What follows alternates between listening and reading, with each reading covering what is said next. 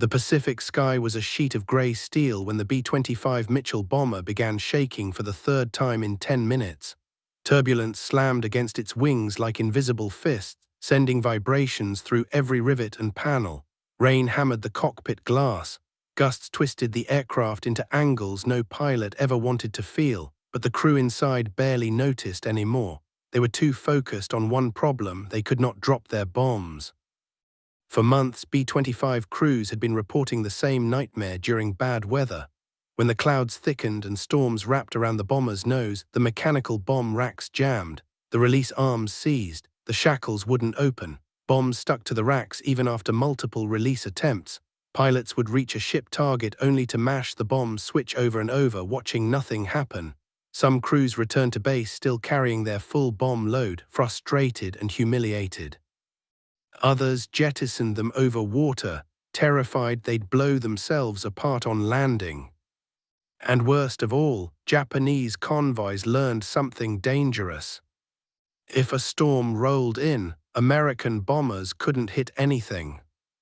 The Japanese began moving ships through cloud cover on purpose.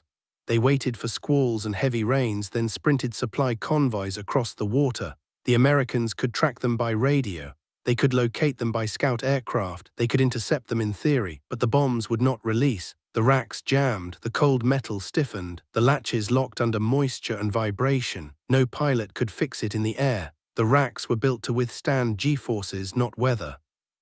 Until one man, the least expected man in the entire squadron, changed everything. His name was Mason Carter. He wasn't a pilot. He wasn't an engineer. He wasn't an officer.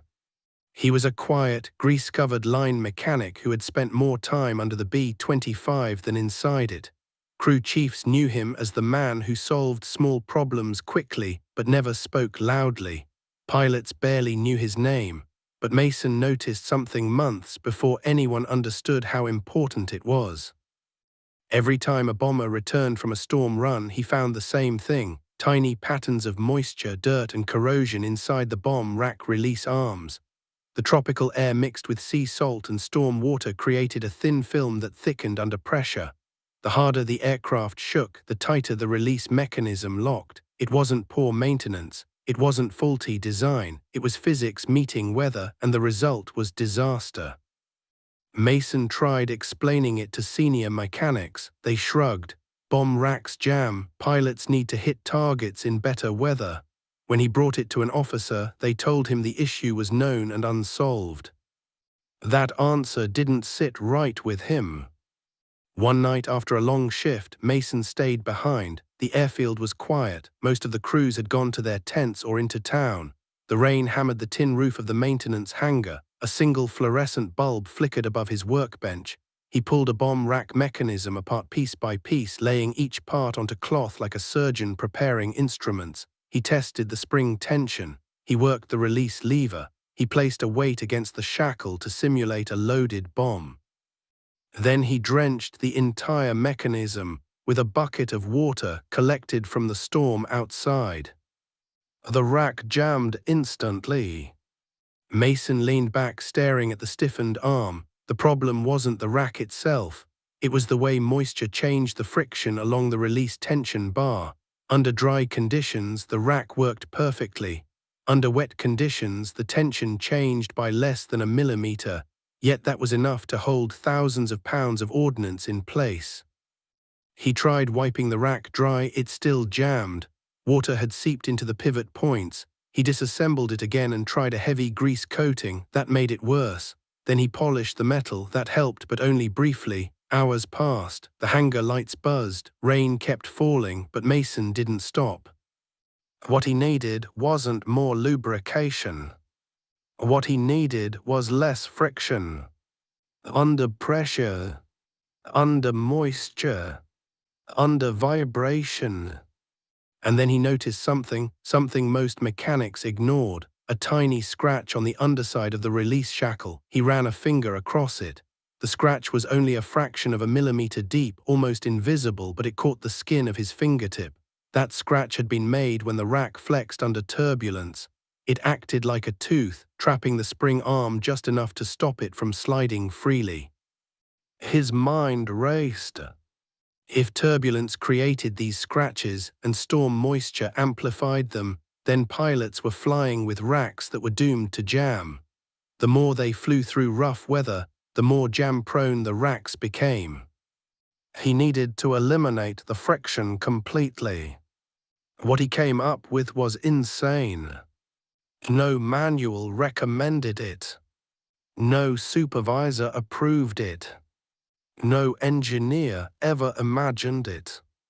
He decided to polish the release arm to a mirror finish, then buff it again with an abrasive cloth until it was smooth enough to repel water. Not resist water, repel it. He wanted water to sheet off instantly, never clinging, never thickening, never slowing the sliding action. Mechanics polished aircraft surfaces all the time, but no one polished bomb rack release arms. It was considered unnecessary, dangerous even. It could change tolerances, but Mason didn't care. He dismantled the rack again, clamped the arm onto the bench, and began polishing. Slow, careful, consistent strokes. The metal slowly transformed from dull grey to a bright silver sheen. When he was done, he poured water over it again. The water rolled off like it had touched oil. He worked faster now, pulling the next mechanism apart, then the next. He polished each one with growing confidence, applying a technique he had invented on the spot. By dawn, he had transformed 5 bomb racks into something no bomber crew had ever seen. When the pilots saw the gleaming racks later that morning, they were confused. "Why does it look brand new? What did you do? Are those polished?" Mason simply told them, "Try not to fly in storms, but if you have to, this should help." The pilots laughed. "Weather stops the bombs, not us," one said. "Nothing's fixing that." But later that day, a reconnaissance report changed the tone instantly. A Japanese convoy, a large one, was moving under the cover of a massive weather front. Destroyers, freighters, tankers, a fully protected supply line sprinting toward a contested island. The storm masked them from American artillery, it masked them from fighters, and it masked them from most bombers. But B-25s could fly in storms. They just couldn't drop bombs in storms. Until now. The squadron scrambled, engines roared, thunder rolled across the airfield as the storm drew closer, pilots strapped in, gunners loaded ammunition, and Mason stood on the runway watching the aircraft he had modified taxi forward into the rain. He didn't know if his idea would work in the air. He didn't know if polishing metal could counteract miles of turbulence. He didn't know if he had improved the rack or accidentally made it worse. But he knew one truth. What they had before wasn't working. As the B-25s lifted into the sky, darkness swallowed them. Wind shoved the bombers around like toys, sensors flickered, radios crackled, lightning rippled along the horizon. The bomber crews steadied their nerves, holding onto the idea that maybe, just maybe, the new bomb rack fix would work. Hours later, the convoy appeared through clouds, destroyers cutting through black water, cargo ships rolling over waves, the perfect formation, the perfect timing, the perfect target. Only one thing mattered now. The pilot flipped the bomb switch. Everyone held their breaths. The shackle clicked. Clean. Instant. Perfect. The bomb fell. Then another. And another. Every rack released flawlessly. The first ship erupted into flame. A tanker detonated in a column of fire. A destroyer listed to the side struck along the bow. Japanese sailors panicked, realizing their storm cover had failed them. Inside the bomber, the crew stared at each other in stunned silence. It worked. The insane fix worked. Storm bombing was possible. Word spread fast among the crews. Bombardiers who had cursed the racks for months shouted with joy. Pilots laughed through the turbulence. Mason's modification had turned a squadron that feared weather into a squadron capable of striking through anything. And on that day, for the first time since the war began, American bombers hit a convoy moving under full storm protection. The Japanese never expected it. American commanders barely believed it. But it was just the beginning. Because once Mason's idea spread, once every bomb rack on the base was polished to the same impossible standard, B-25s became something new in the Pacific. Storm hunters. Targets that once hid behind clouds were no longer safe. Convoys that relied on weather were no longer protected. And Japanese Naval Command had to rethink every tactic they used to move supplies. All because one mechanic didn't accept that storms made bombs useless. The B-25 crews who flew into storms were not reckless men. They were trained, seasoned aviators who understood the physics of flight better than most people on Earth. They could feel temperature changes through the metal floor panels. They could identify crosswinds by the vibration running through the yoke. They could judge altitude by the tone of the engines long before they ever checked the gauges. And yet, even with all their experience, nothing they had learned in flight school prepared them for the nightmare that unfolded when a bomb rack jammed in the middle of an attack run. One crew described the sensation as watching the plane turn into its own enemy. They throttled up, adjusted trim, realigned their approach, but the stuck bomb rack caused the B-25 to yaw dangerously to one side. In a storm, that yaw became a death sentence. Gusts slammed into the fuselage. Sheets of rain battered the cockpit windows. The horizon disappeared. Visibility dropped to almost nothing. The pilot fought the controls, sweating, gritting his teeth, trying to coax the aircraft back into balance. The bombardier shouted up through the intercom that the bombs were stuck. The co-pilot cursed, knowing what that meant. Loose bombs in a storm were bad, a half-released bomb even worse. But a jammed rack with live ordnance still hanging by one stubborn shackle was every bomber crew's nightmare. If the plane rolled too hard, the bomb could break free inside the bay, detonate from impact forces, or swing violently enough to tear the bay completely open. And yet missions continued. They had no choice. Convoys had to be hit. Supply chains had to be broken. The Japanese Navy had to be disrupted in any weather, under any conditions, with whatever tools American crews had available. By late 1943, it was clear that the Pacific did not care about American precision doctrine.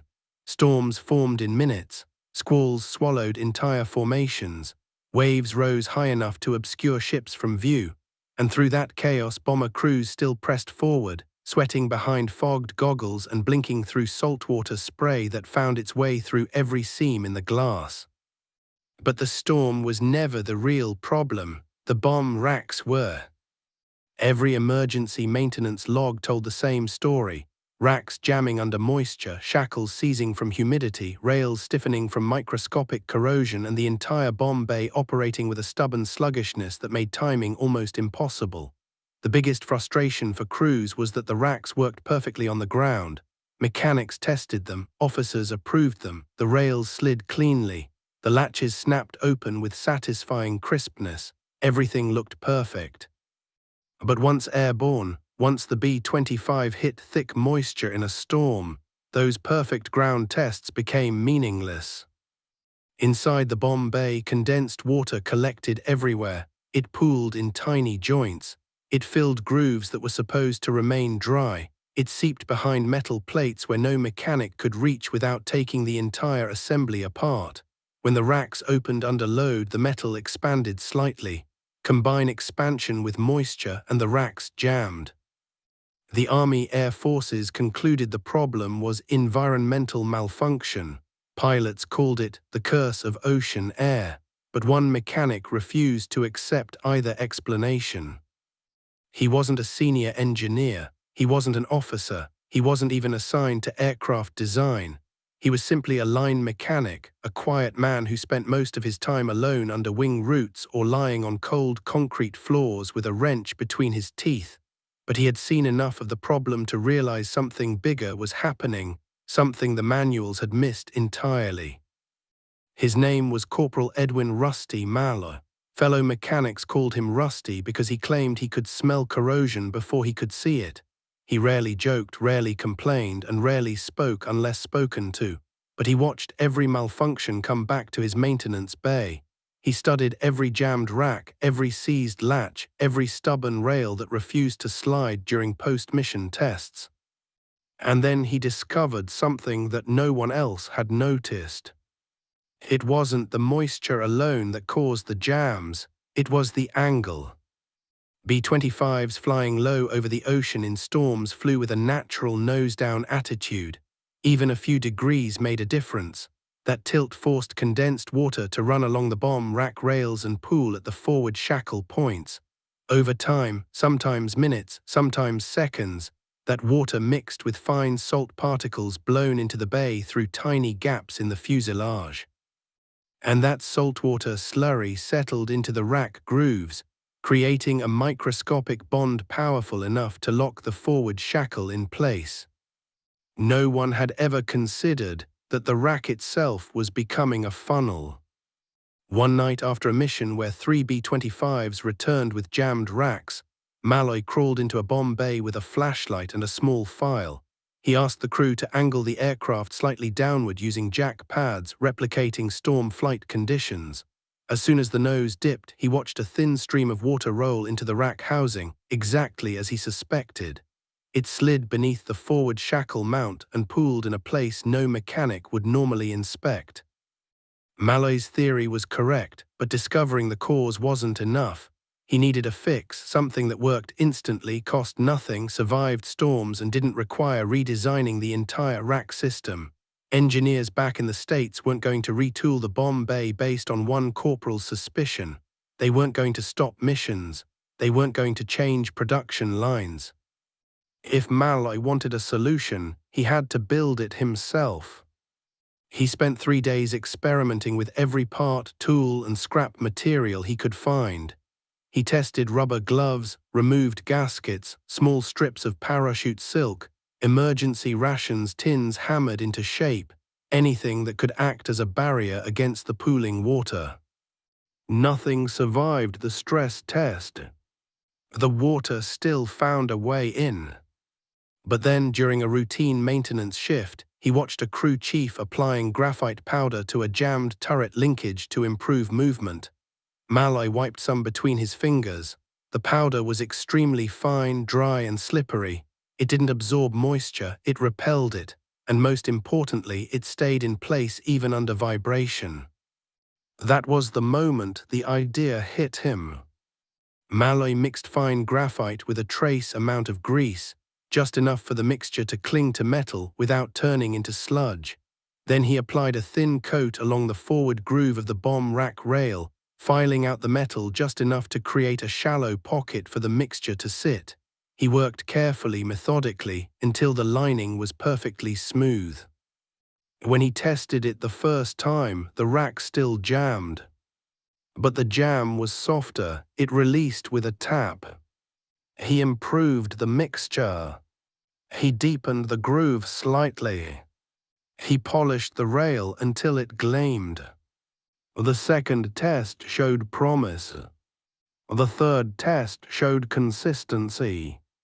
The fourth test changed everything. Malloy's modification allowed the rack to open at storm angles as if the metal were dry, even when water poured directly into the groove. The graphite grease barrier prevented moisture from settling where it mattered most. A stuck bomb became a clean drop. A jammed shackle became a snap release. A dangerous tilt became a controlled attack run. Malloy's commanding officer initially dismissed the modification as unofficial tampering.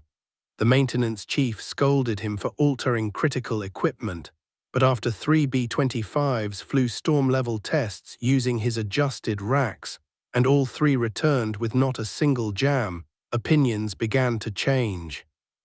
Then came the mission that made Malloy's fix legendary. A major Pacific convoy sighting came through during a violent tropical system, winds rising, waves smashing against ships, sky black as charcoal. The airfield commander had two choices: scrub the mission or send the B-25s into weather no sane pilot would enter. He sent them. Inside the bomb bays were Malloy's modified racks. As the bombers hit the outer bands of the storm, crews braced for the familiar lurch, the sudden tilt when a jammed bomb pulled the aircraft sideways. They waited for the warning lights. They waited for the malfunction indicators. They waited for the stomach-dropping moment when the doors opened and nothing happened. But this time, nothing jammed. Even in 40-knot winds, the racks opened as if they were sliding on rails made for the sky. Bombs fell cleanly, shackle pins released perfectly. Every pilot felt the same shock: no yaw, no stall, no fight for control. The aircraft remained balanced even in the worst of the turbulence.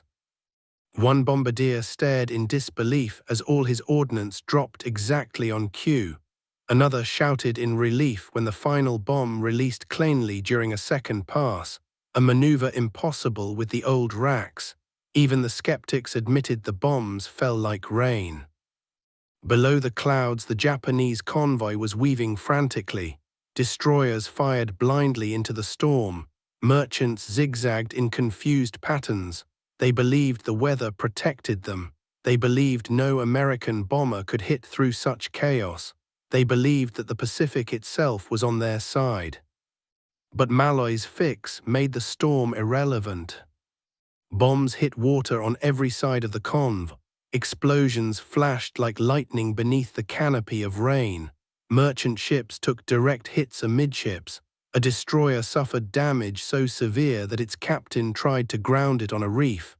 Smoke rose through torn clouds as the convoy scattered in panic. When the B-25 crews returned home, their commanding officer met them on the tarmac, soaked, battered, exhausted, but alive. The first thing he asked wasn't about the convoy. It wasn't about the weather. It wasn't even about the bombs. He asked one question: did the racks jam? Every pilot answered the same way: not once. Malloy stood at the edge of the crowd, watching quietly. He didn't smile, he didn't brag, but every man there understood what he had done. He hadn't just fixed a mechanical problem. He had rewritten how the B-25 fought through storms. He had taken a weapon that nature tried to disable and made it stronger than the weather itself. And now, as the next missions approached, every bomber crew began requesting one simple thing: give us Malloy's racks. The Pacific storms were no longer safe for Japanese convoys. Because the B-25 wasn't fighting the weather anymore. It was using it. And Malloy's quiet, stubborn modification was the reason why. The clouds began to thin as the B-25 emerged from the final stretch of boiling storm air, the rain trailing behind it like tatters torn from a curtain. Below, the sea roared in fractured patterns, waves slamming into each other, wind cutting across the surface at violent angles. Somewhere beneath that chaos, the Japanese convoy still pushed north, unaware that the American bomber overhead carried a weapon whose effectiveness had just evolved far beyond anything Japanese intelligence believed possible. And inside the cockpit, the pilot and bombardier exchanged a single, silent look, the look of men who knew that the impossible shot they were about to attempt might define not just the mission, but the future of every medium bomber in the Pacific. The bombardier leaned into the Northern sight, but this was no calm, level run. The bomber pitched, rolled, and shuddered as the last remnants of the storm snapped at its tail. Instead of a steady drift line moving across a stable image, the sight picture lurched unpredictably, yet still the bombardier felt something strange, something he never expected during a storm bombing run. The bombs were sitting exactly where they were supposed to. Even through the turbulence, he could feel it, literally feel it, in the vibration of the rack under his feet. There was no rattling, no metal chatter, no shifting weight slamming backward and forward along the rails. The bombs were locked into a perfect position, no matter how violently the plane moved. That mechanic's crazy fix, the one every officer had dismissed, the one they hadn't even officially approved yet, was holding the bombs steady as if the plane were flying through calm morning air. The pilot steadied the bomber as best he could, holding altitude through the wind shear. "We're coming up on the lead destroyer," he said, his voice flat, focused and steady. But the bombardier was already tracking it. Through the shifting clouds, the destroyer cut through the waves like a blade, white foam curling off its bow. Behind it, a fat transport ship lumbered slowly in the rolling sea. The classic weakness of the Norden bombsight was happening right in front of him. The drift lines swung wildly, the view tilted right then left as turbulence hammered the bomber, and the crosshair danced across the image like a nervous heartbeat. But the bombs didn't move. They stayed locked into firing position with perfect equilibrium, responding instantly to the bombardier's adjustments. He found his aim not by fighting the turbulence, but by letting the stabilized bombs do the work. The rack wasn't imposing unpredictable motion, it was eliminating it. That was the secret. That was the difference. That was the fix that made the impossible suddenly achievable. He breathed once gently and toggled the release. For a split second, he braced for the familiar misalignment. In bad weather, bombs almost always left the rack at slightly different micro-angles. Some twisted as they dropped, others clipped the rack, some lagged by fractions of a second from inertia, enough to drift yards off target by the time they hit water. But this time, the release was perfect. The bombs fell as if pulled by a single invisible force, dropping straight, clean, and aligned. Even the pilot felt the difference. The entire aircraft jolted with a symmetrical downward tug, not the uneven kick they were used to. The bomber pulled away sharply, turning back into the clouds before the Japanese gunners could get a clean shot. The crew waited, straining to hear the delayed explosions through the storm noise. Then a flash. Then another. Then four more, punching through the surface of the ocean in a tight ladder pattern. Each explosion appeared exactly where the bombardier had placed it. Through a storm, through violent turbulence, through shifting wind shear. And the lead destroyer, the one every bomber crew dreaded hitting due to its agility, turned too late. One explosion erupted directly beneath its bow. The ship pitched upward, slammed hard back into the water, and immediately lost speed. Another blast hit just behind its stern where the hull was weakest. Flames burst upward, black smoke curling into the sky. The destroyer rolled in the waves, powerless. The second ship tried desperately to evade, but the bombs had created a kill zone of turbulence around it, and the waves did the rest. A blast erupted so close to its port side that the entire ship seemed to lift out of the water. The bow crumpled inward, men on deck scattered. The convoy fell into chaos. The pilot of the B-25 looked over at his crew, stunned but trying not to show it. "That should have been impossible," he said quietly. The radio operator finally broke the silence. "It worked," he said. "Your crazy rack fix worked." The mechanic who invented it, the one who wasn't even on this mission, had no idea yet, but his innovation had already changed the battle. It had turned an aircraft that struggled in rough seas into a precision strike weapon capable of hitting ships in conditions that normally grounded entire bomber groups. And the Japanese, still trying to understand what had just happened, were about to face more. Because the real power of the fix wasn't just that it allowed one bomber to hit one convoy. The real power was that the fix scaled. By nightfall, the squadron mechanic was surrounded by flight crews and officers demanding to know how he'd done it. He didn't have a blueprint. He didn't have documentation. He barely had notes. His method was nothing more than intuition, frustration, and a willingness to break every regulation in the maintenance manual. He explained it the only way he could, with his hands, gesturing through air as though shaping invisible rails. He talked about stabilizing the forward bracket so it absorbed micro-vibrations.